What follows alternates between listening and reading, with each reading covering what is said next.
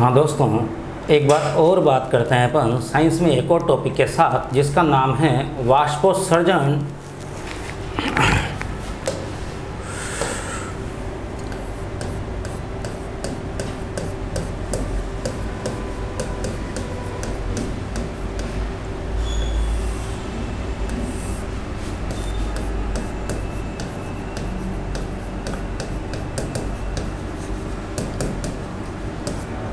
Transpiration. बात करें वाष्पोत्सर्जन की कि वाष्पोत्सर्जन होता क्या है, तो सबसे पहले तो मैं बात करूं वाष्पोत्सर्जन है क्या।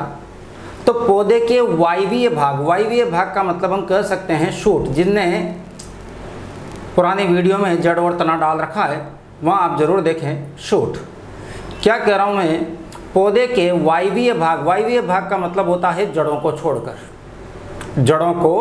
क्योंकि वायु के संपर्क में वही रहते हैं। पौधे के वायवीय भाग, और वायवीय भाग में भी मेनली कौन, तो मेनली पत्तियां। पौधे के वायवीय भाग के द्वारा होने वाली जलवाष्प की हानि को ही वाष्पोत्सर्जन कहते हैं।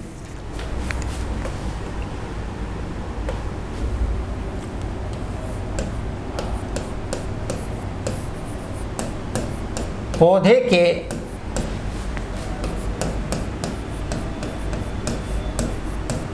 वायवीय भागों में लिख देता हूं, मुख्यतः पत्तियों के द्वारा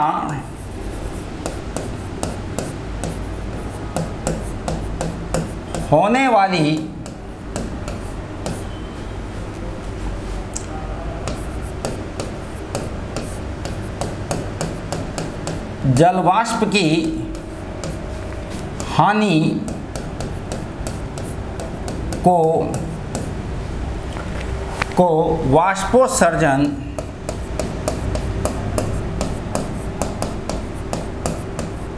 को वाष्पोत्सर्जन कहते हैं। पौधे के वायवीय भागों, मुख्यतः पत्तियों के द्वारा होने वाली जलवाष्प की हानि को वाष्पोत्सर्जन कहते हैं। यहाँ मैंने दो चीज़ें समझाने की कोशिश की है।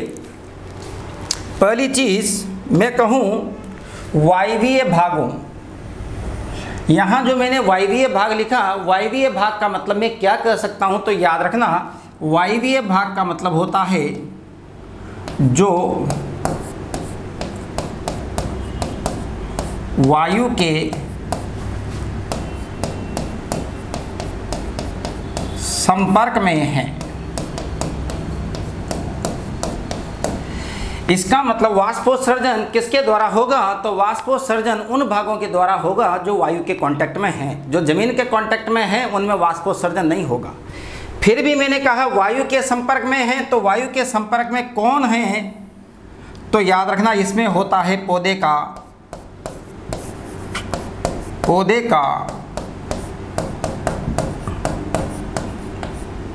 प्ररोह बोले तो शूट।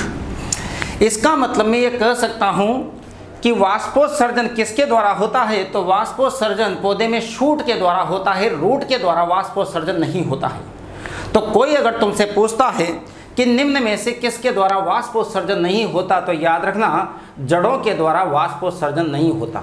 लेकिन अगर प्रश्न ये पूछा जाता है कि वाष्पोत्सर्जन की क्रिया सर्वाधिक किसके द्वारा होती है, तो मैंने यहाँ कहा है कि वाष्पोत्सर्जन की क्रिया सर्वाधिक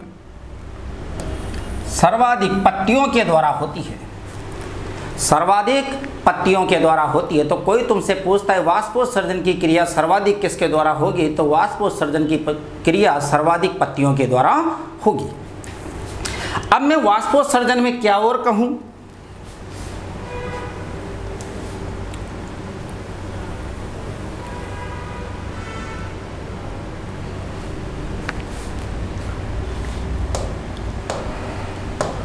तो मैं कह रहा हूं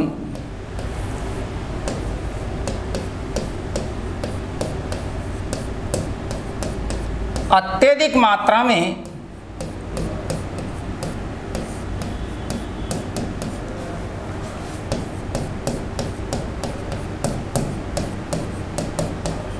वाष्पोत्सर्जन होने से पौधा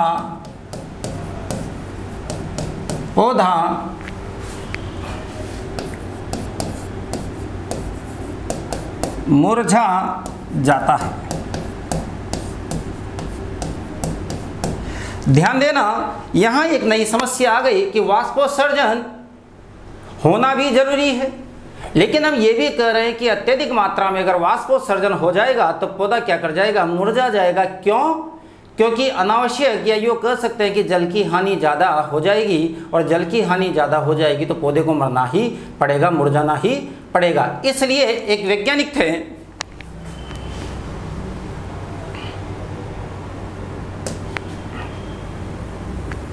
जिनका नाम था कर्टियस, और कर्टियस ने क्या कहा तो सुनना,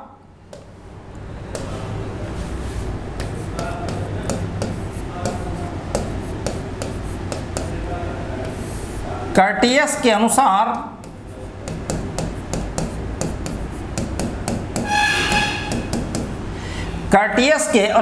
कर्टियस ने क्या कहा तो समझने की कोशिश करना। कर्टियस ने कहा वाष्पोत्सर्जन एक आवश्यक बुराई है। आवश्यक सर्जन एक आवश्यक बुराई है, मतलब आवश्यक भी है और बुराई भी है। क्यों? क्योंकि अगर वाष्पोत्सर्जन नहीं होगा तो पौधा अपने आसपास के वायुमंडल को ठंडा नहीं कर पाएगा, वाष्पोत्सर्जन नहीं कर पाएगा। लेकिन अगर वाष्पोत्सर्जन ज़्यादा हो गया तो पौधा मुरझा जाएगा, मर जाएगा। इसलिए वाष्पोत्सर्जन होना जरूरी भी है, लेकिन एक बुराई भी है। इसलिए कर्टियस ने क्या कहा,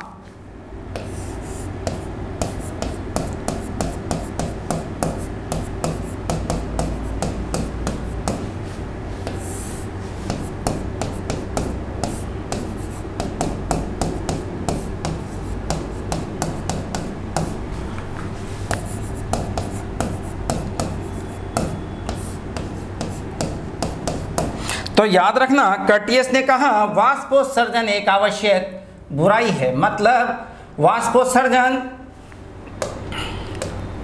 होना भी जरूरी है, लेकिन ज़्यादा मात्रा में हो जाएगा तो ये पौधे को क्या कर देगा, मार देगा। इसलिए हम कह सकते हैं कि वाष्पोत्सर्जन एक आवश्यक बुराई है। अब बात करें इसका, परीक्षा का एक प्रश्न आता है, वाष्पोत्सर्जन की दर को किसके द्वारा मापा जाता है? तो याद रखना, वाष्पोत्सर्जन की दर को पोटोमीटर के द्वारा मापा जाता है। तो मैं यहाँ लिख रहा हूँ,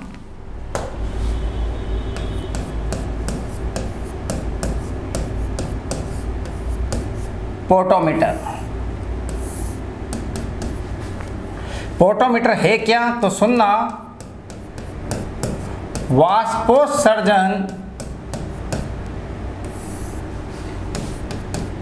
की दर का मापक उपकरण। याद रखना, वाष्पोत्सर्जन की दर को जिस उपकरण से मापा जाता है उस उपकरण को ही पोटोमीटर कहा जाता है। पोटोमीटर कुछ नहीं होता, एक गमला होता है, इसमें एक पौधा लगा दिया जाता है और एक पोट के आकार की एक प्लास्टिक की पॉलीथीन टाइप का होता है, जिससे इस पौधे को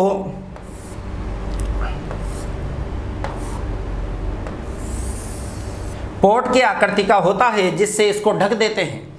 जब इस पानी में, इस पौधे में पानी डाला जाता है तो ये पानी भाप बन बन कर यहाँ जमा हो जाता है।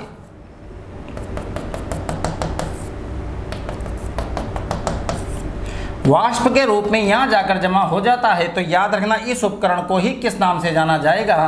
तो इस उपकरण की आकृति पोट के समान होने के कारण ही इसे क्या कहा जाता है? पोटोमीटर कहा जाता है। अब विषय ये नहीं रहता कि वाष्पोत्सर्जन की दर को किसके द्वारा मापा जाता है, तो पोटोमीटर के द्वारा मापा जाता है। लेकिन प्रश्न आता है, एक और शब्द, बिल्कुल ऐसा का ऐसा शब्द है जिसे बोलते हैं पोरोमीटर।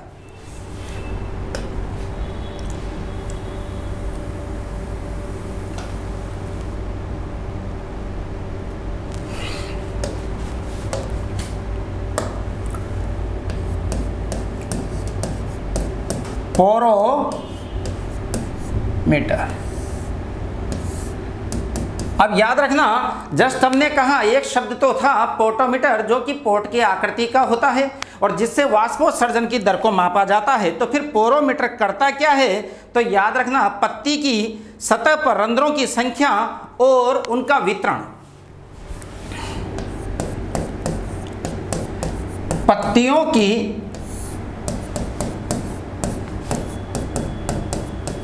सतह पर रंध्रों की संख्या और रंध्रों का वितरण कैसा है, किस तरीके से फैल रहे हैं। पत्तियों की सतह पर रंध्रों की संख्या और रंध्रों का वितरण का मापन। याद रखना, यहां दो मैंने बातें कही। पोटोमीटर क्या करता है? तो पोटोमीटर वाष्पोत्सर्जन की दर का मापन करता है, जबकि पोरोमीटर क्या करता है? तो याद रख लीजिएगा, पोरोमीटर एक तो पत्ती पर रंध्र स्टोमेटा किस तरीके से फैले हुए हैं, रंध्रों की संख्या कितनी है, स्टोमेटा कितने हैं, और दूसरा उनका वितरण किस तरीके से हैं, ये कौन बताएगा हमें? तो ये बताएगा हमें पोरोमीटर। ये कौन बताएगा हमें? पोरोमीटर। तो परीक्षा का अगर प्रश्न आ जाता है कि पत्तियों की सतह पर रंध्रों की संख्या और वितरण को मापने वाला यंत्र किस नाम से जाना जाता है, तो ऑप्शन में पोटोमीटर भी होगा और पोरोमीटर भी होगा। तो थोड़ा सा याद रख लीजिएगा, अगर प्रश्न ये पूछा है तो आंसर जाएगा पोरोमीटर, और अगर पूछता है वाष्पोत्सर्जन की दर को किससे मापा जाता है, तो हम जवाब देंगे पोटोमीटर से मापा जाता है। लेकिन एक क्वेश्चन आपसे पूछा जाता है, सर्वाधिक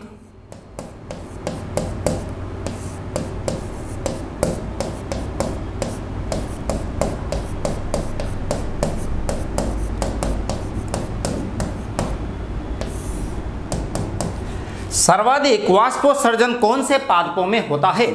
तो हमारे दिमाग में जो ही ये प्रश्न सामने आता है तो एक आंसर आता है कि यार वाष्पोत्सर्जन तो वहां होता होगा जहां गर्मी ज्यादा रहती होगी, क्योंकि गर्मी ज्यादा पड़ेगी तो पौधा अपने आप को ठंडक में रखने के लिए वाष्प का उत्सर्जन ज्यादा करेगा।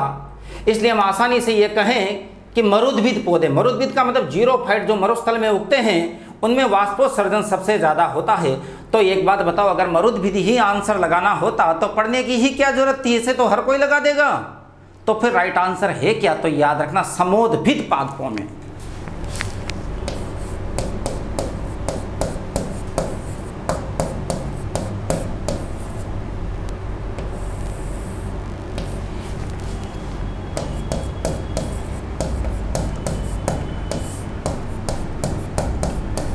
समोद्भिद पादपों में।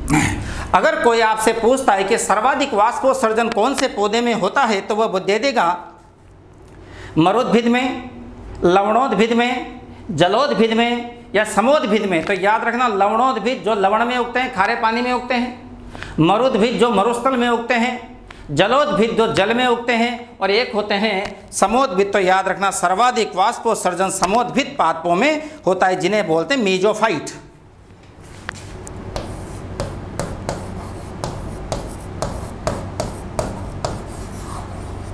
जिन्हें बोलते हैं मीजोफाइट। तो याद रखना, सर्वाधिक वाष्पोत्सर्जन कौन से पादपों में होता है, तो मीजोफाइट पादपों में होता है, मीजोफाइट प्लांट में होता है। अब बात करें अपन वाष्पोत्सर्जन के प्रकार।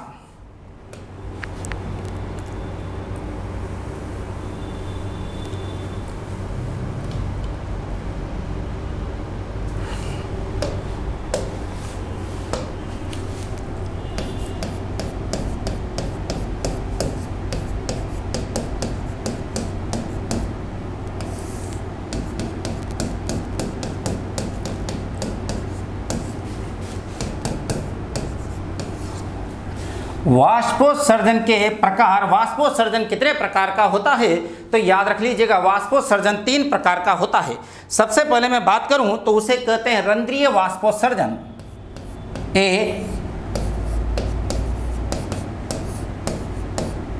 रंध्रीय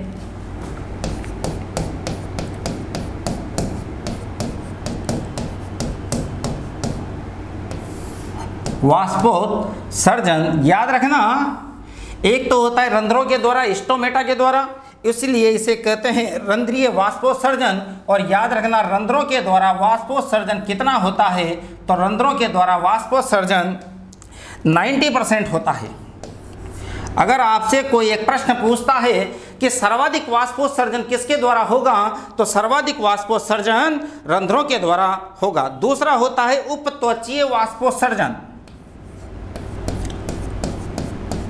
क्यूटिकल। उपत्वचीय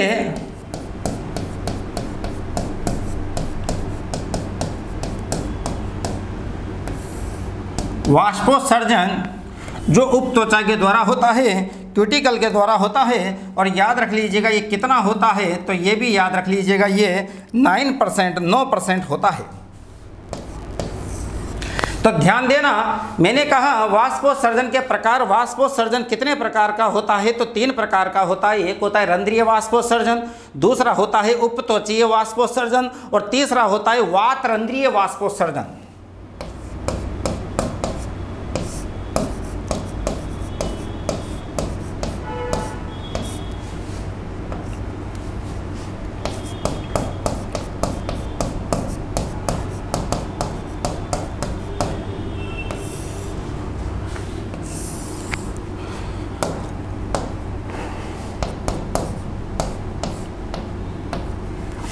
जो कि कितना होता है, तो 1% होता है। अब बात को समझना, अगर परीक्षा में आपसे प्रश्न पूछा जाता है अगर परीक्षा में आपसे प्रश्न पूछा जाता है कि वाष्पोत्सर्जन कितने प्रकार का होता है, तो याद रख लीजिएगा वाष्पोत्सर्जन 3 प्रकार का होता है। एक होता है रंध्रों के द्वारा, एक होता है उपत्वचा के द्वारा, और एक होता है वातरंध्रों के द्वारा। प्रश्न यहाँ से अगर आता है तो बहुत अच्छी बात है, या प्रश्न ये आ जाए कि वाष्पोत्सर्जन किसके द्वारा नहीं होता, तो इन तीनों के द्वारा तो वाष्पोत्सर्जन होता है, चौथा जो ऑप्शन में होगा उसी के द्वारा वाष्पोत्सर्जन नहीं होता। लेकिन रंध्रीय वाष्पोत्सर्जन हम कह सकते हैं रंध्रों के द्वारा,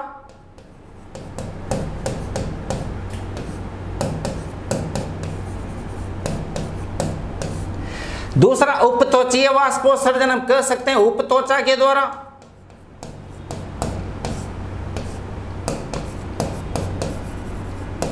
क्यूटिकल के द्वारा, और तीसरा हमने कहा वातरंध्रीय वाष्पोत्सर्जन वातरंध्रों के द्वारा।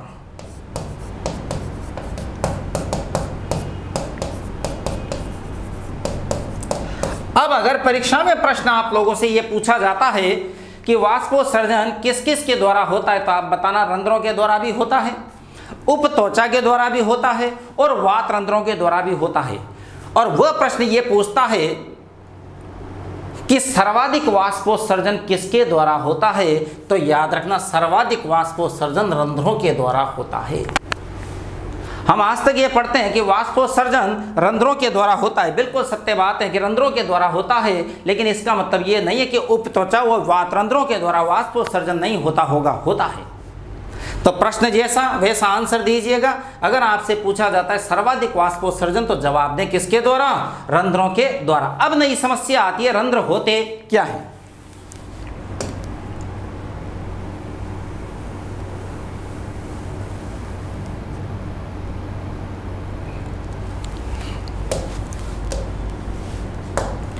रंध्र होते क्या है, तो बात को समझने की कोशिश करना। अब हम बात करें कि रंध्र होते क्या हैं, तो मैं कहूं रंध्र है क्या, तो पत्तियों की सतह पर पाए जाने वाले दीर्घ वृत्ताकार छिद्र ही रंध्र कहलाते हैं। मैंने क्या कहा, पत्तियों की सतह पर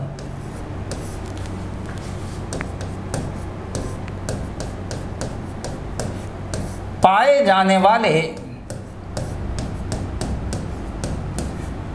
पत्तियों की सतह पर पाए जाने वाले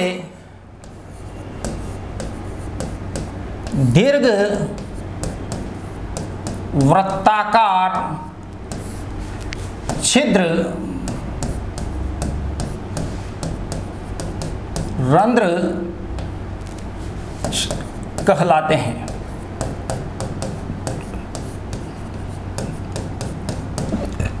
पत्तियों की सतह पर जो दीर्घ वृत्ताकार छिद्र पाए जाते हैं उन छिद्रों को ही क्या कहा जाता है? तो रंध्र कहा जाता है। याद रख लीजिएगा, अगर कोई आपसे ये पूछता है कि रंध्र की संरचना कैसी होती है तो आप जवाब देना दीर्घ वृत्ताकार होती है। अब एक चीज और क्लियर रखना, प्रत्येक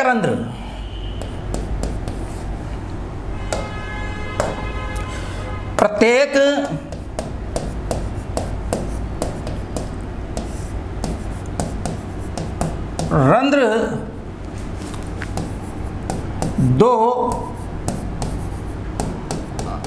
रक्षक कोशिकाओं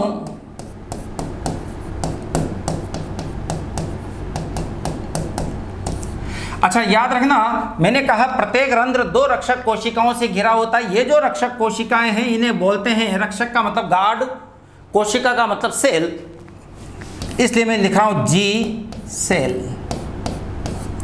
प्रत्येक रंध्र दो रक्षक कोशिकाओं से घिरा होता है।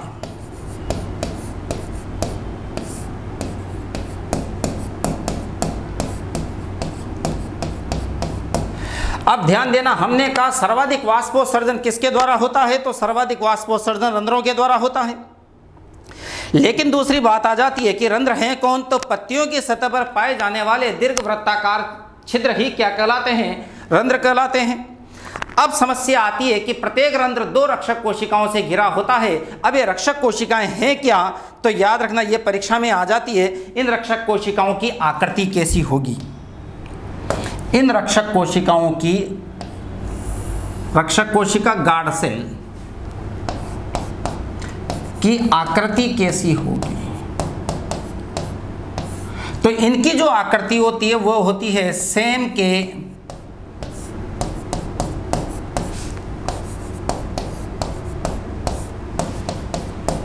बीज के जैसी, सेम के बीज के समान। तो कोई अगर तुमसे पूछता है, बात को समझना, कि दीर्घ की आकृति, रंध्र की आकृति कैसी होती है, तो हम जवाब देंगे दीर्घ वृत्ताकार होती है। लेकिन अगर कोई हमसे पूछता है कि रंध्र के चारों ओर जो दो रक्षक कोशिकाएं पाई जाती है उन दोनों रक्षक कोशिकाओं की आकृति कैसी होती है, तो आप जवाब दे देना उनकी आकृति कैसी होगी? सेम के बीज के समान होती है। अब एक बात बताओ, सेम का जो बीज है वह कैसा होता है? तो सेम का बीज होता है किडनी जैसा।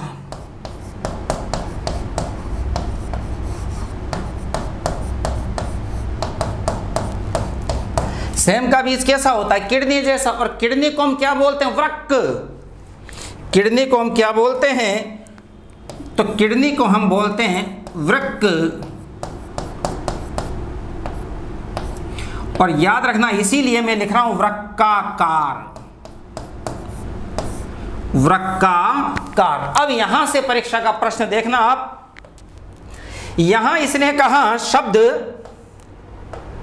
यहां इसने जो शब्द लिया वो लिया वृत्ताकार, और यहां इसने जो शब्द लिया वो लिया वृक्काकार। इन दोनों प्रश्नों को, अच्छा ये दोनों ऑप्शन में आ जाते हैं। तो याद रखना, अगर वह रंध्र की संरचना पूछे तो आप जवाब दे देना कि रंध्र की संरचना वृत्ताकार होती है। वृत्त का मतलब गोला। जबकि याद रखना, अगर वह रक्षक कोशिका की संरचना आपसे पूछता है तो जवाब क्या जाएगा? वृक्काकार, मतलब किडनी के जैसी होती है। यहां तक की बात हमने की कि वाष्पोत्सर्जन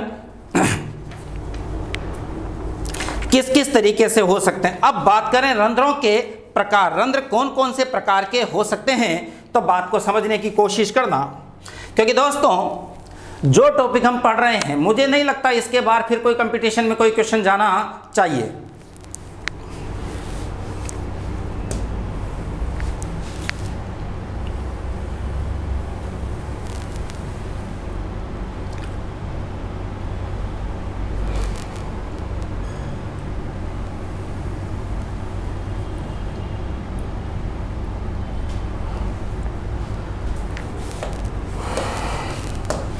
अब बात करें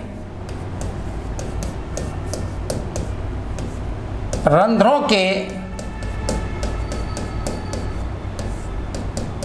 प्रकार। पहले हमने बात की थी वाष्पोत्सर्जन के प्रकार, वहां भी हमने लिखा था कि 3 प्रकार का। अब मैं बात कर रहा हूं रंध्रों के प्रकार के। रंध्र कौन कौन से होते हैं? तो याद रखना रंध्र 3 प्रकार के होते हैं। एक होते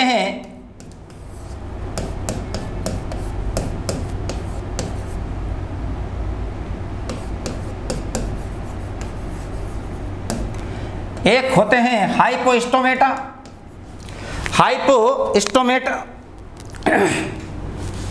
एक होते हैं हाइपोस्टोमेटा। ध्यान देना, स्टोमेटा रंध्र को ही बोलते हैं। अब जो हाइपोस्टोमेटा होते हैं इन्हें बोलते हैं हिंदी में अधोरंध्रीय या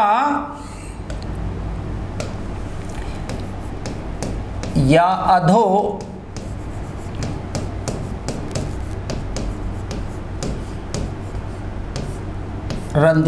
अच्छा, एक बात और याद रख लीजिएगा, इसे क्या भी बोलते हैं? तो इसे बोलते हैं शहतूत प्रकार।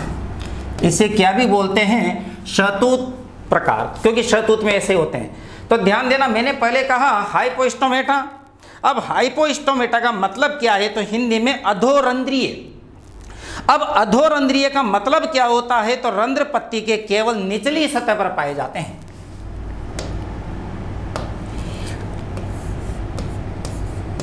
रंध्र पत्ती के केवल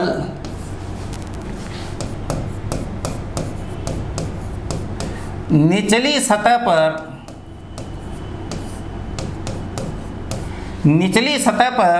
पाए जाते हैं। याद रखना, हाइपोस्टोमेटा या अधोरंध्रीय या शहतूत प्रकार किसे कहते हैं? जिसमें रंध्र केवल पत्ती के निचली सतह पर ही पाए जाते हैं, उसे कहा जाएगा हाइपोस्टोमेटा। और याद रखना इसके उदाहरण कौन कौन हैं? तो इसके उदाहरण याद रख लीजिएगा। एक तो मैंने लिख ही दिया, इसीलिए इसको शहतूत प्रकार भी कहा जाता है। एक तो इसका उदाहरण है शहतूत और दूसरा इसका है सेब, एप्पल।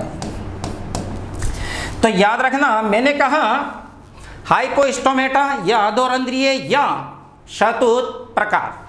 इसमें मैंने कहा कि इस प्रकार के रंध्र केवल पत्ती के निचली सतह पर ही पाए जाते हैं। और इसके उदाहरण कौन कौन हो जाएंगे? तो याद रख लीजिएगा, इसके उदाहरण एक शहतूत हो जाएगा और दूसरा सेब, एप्पल हो जाएगा। बात करें बी,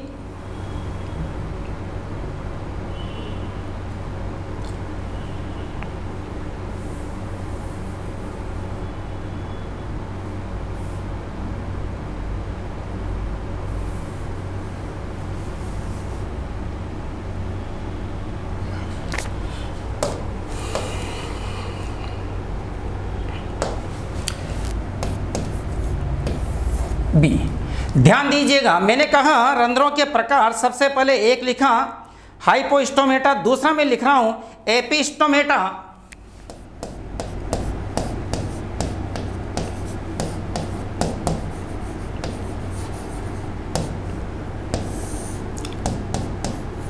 एपिस्टोमेटा या, अब बात को समझना, इंग्लिश तो इनकी समझना बहुत आसान है, हाइपोस्टोमेटा, एपिस्टोमेटा। अब इसको हिंदी में क्या कहते हैं? तो इसे कहते हैं अधिरंध्रीय या ऊपरी रंध्रीय।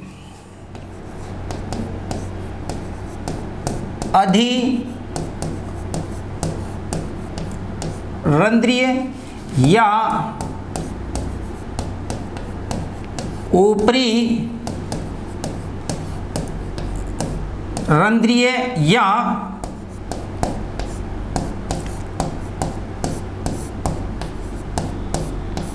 लीली प्रकार। अब सुनना, इसी को मैंने क्या कहा?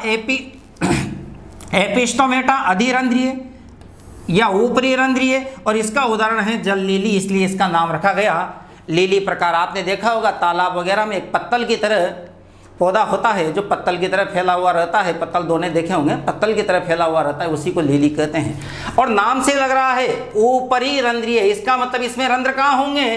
तो हम कह सकते हैं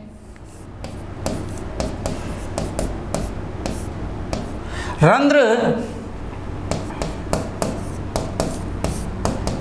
पत्ती के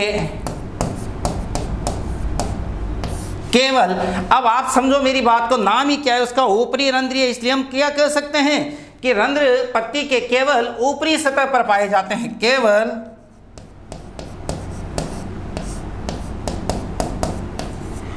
ऊपरी सतह पर पाए जाते हैं, नीचे इसमें रंध्र नहीं होते। और ध्यान देना, बात करूं इसके उदाहरणों की, तो इसके जो उदाहरण हैं वह हैं, एक तो हैं जिसकी वजह से इसका नाम रखा गया जल लिली,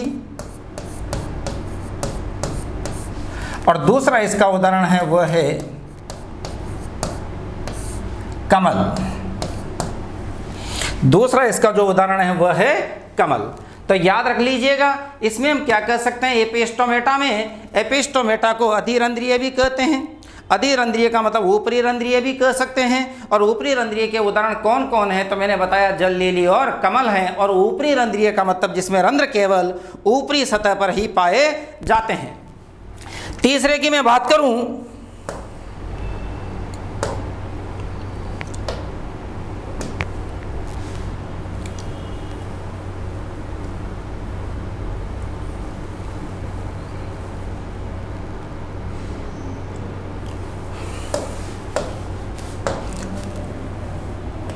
तीसरे की मैं बात करूं,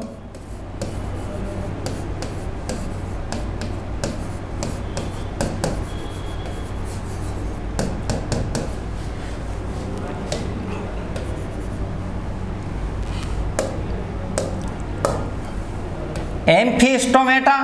और याद रखना, एम्फिस्टोमेटा का मतलब होता है उभय रंध्रीय, उभय जिसके ऊपर भी रंध्र होंगे और नीचे भी रंध्र होंगे, इसलिए हम इसे कह सकते हैं या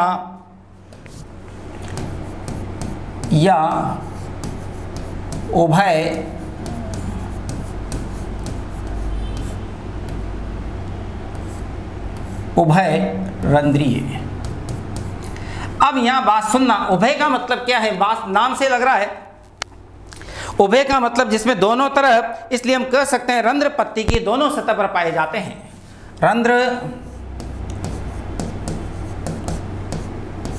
रंध्र पत्ती के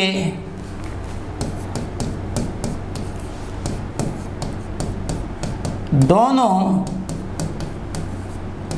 सतह पर होते हैं। यहां मैंने कहा रंध्र पत्ती के दोनों सतह पर होते हैं। अब दोनों सतह पर होते हैं तो यहां मैंने कहा रंध्र दोनों सतह पर होते हैं, तो यहां मुझे एक नई समस्या का सामना करना पड़ेगा कि क्या दोनों सतह पर रंध्रों की संख्या समान है या दोनों सतहों पर रंध्रों की संख्या कम या ज्यादा है। तो याद रखना, यह भी दो प्रकार का होता है। यह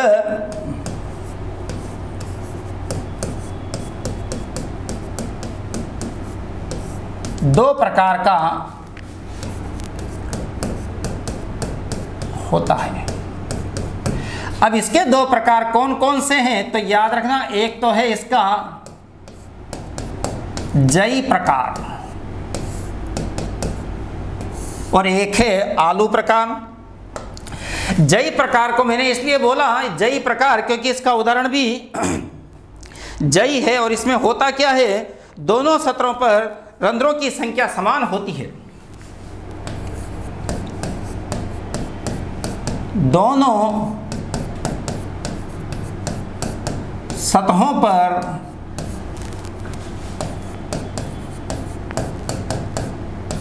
रंध्रों की संख्या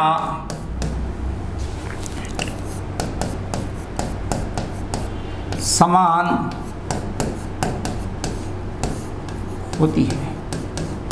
दोनों सतहों पर रंध्रों की संख्या क्या होती है, तो दोनों सतहों पर रंध्रों की संख्या समान होती है। किसमें, जई में। और याद रखना, ऐसा मैं आपको बोलूं तो ऐसा आपको देखने को मिल जाएगा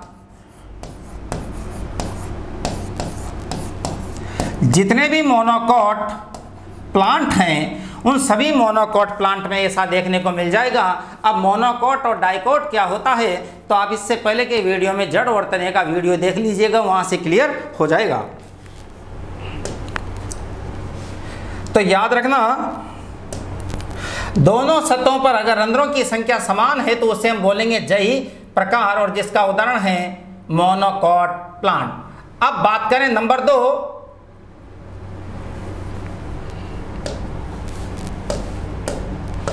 नंबर 2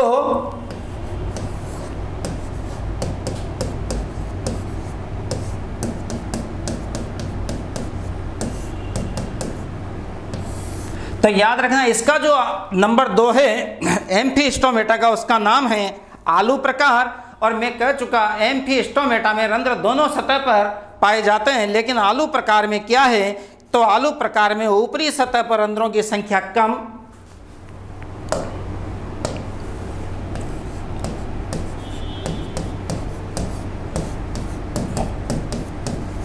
ऊपरी सतह पर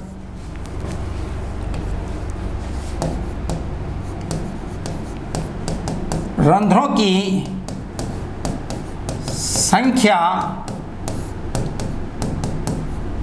कम होती है, रंध्रों की संख्या कम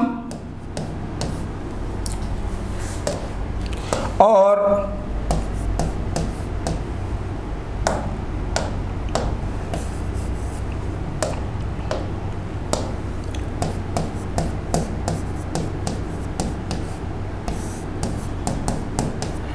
निचली सतह पर रंध्रों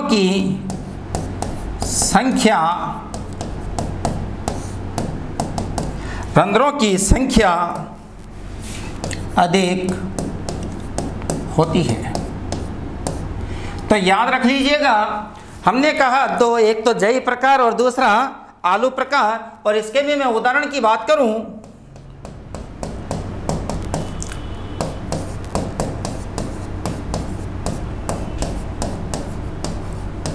तो इसके उदाहरण, तमाम जितने भी उदाहरण हैं वो हो जाएंगे डाइकॉट प्लांट। ये थोड़ा सा याद रख लीजिएगा। इसके अलावा मैं इसके 2 और प्रश्नों की बात करूं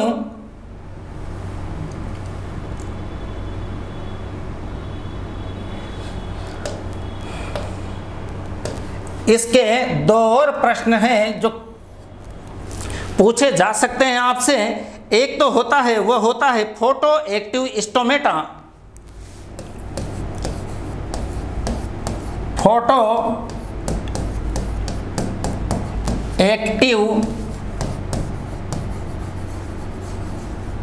स्टोमेटा।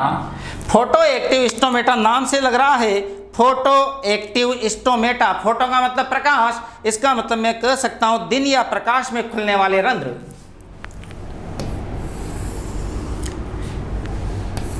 क्या कह सकता हूं, या तो दिन में खुलते होंगे, दिन या प्रकाश में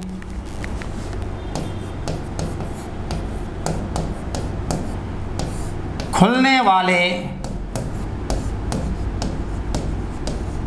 रंध्र। तो याद रखना, जो रंध्र दिन के समय खुलते हैं या प्रकाश में ही खुलते हैं उन्हें कहा जाता है फोटो एक्टिव स्टोमेटा। और एक होता है स्कोटो एक्टिव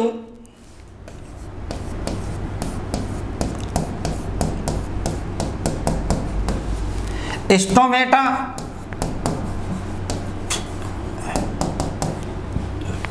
और अब तो आप खुद के समझ में आ गया होगा, अगर फोटो एक्टिव स्टोमेटा दिन या प्रकाश में खुलने वाले रंध्र होते हैं तो स्कोटो एक्टिव स्टोमेटा क्या होते होंगे तो मैं कह सकता हूं रात्रि या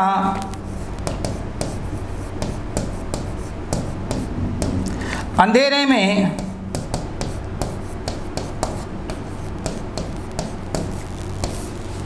खुलने वाले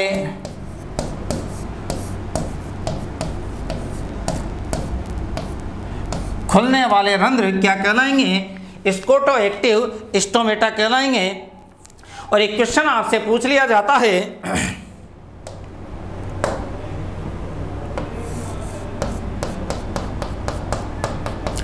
भाई दिन या प्रकाश में खुलने वाले रंध्र तो लगभग सभी 99% पौधों में पाए जाते हैं, लेकिन ऐसे कौन से पौधे हैं जिनके रंध्र रात्रि या अंधेरे में खुलते हैं? तो याद रखना वो है मांसल मरुद्भिद पौधे, जैसे मांसल,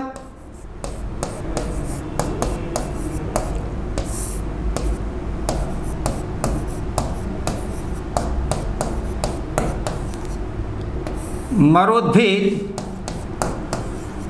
पादप। नाम सुना होगा आपने, ग्वारपाठा, एलोवेरा। दोस्तों इस तरीके से अपना कंप्लीट हो जाता है वाष्पोत्सर्जन। धन्यवाद साथियों।